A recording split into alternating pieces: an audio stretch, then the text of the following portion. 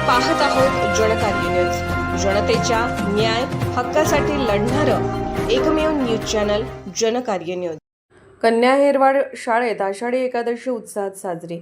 अभंग दिंडी आणि रिंगण सोहळ्याने हेरवाड नगरी दुमदुमली।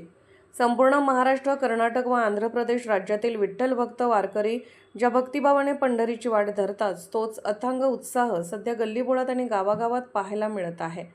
याच भक्तिमय वातावरणाचा प्रत्यय देत कन्या विद्यामंदिर हेरवाड तालुका शिरोळ येथे देवशयनी आषाढी एकादशी अत्यंत उत्साहात आणि भक्तिमय वातावरणात साजरी करण्यात आली।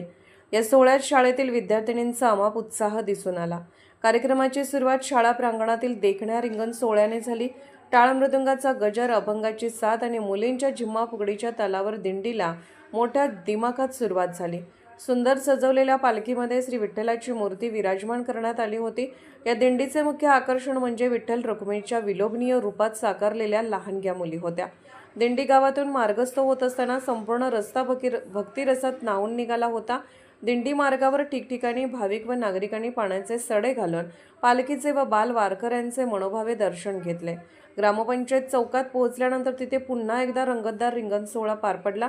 त्यानंतर स्थानिक श्री विठ्ठल मंदिरात जाऊन सर्वांनी भावपूर्ण दर्शन घेतले व शेवटी शाळेच्या प्रांगणात दिंडीचे विसर्जन करण्यात आले।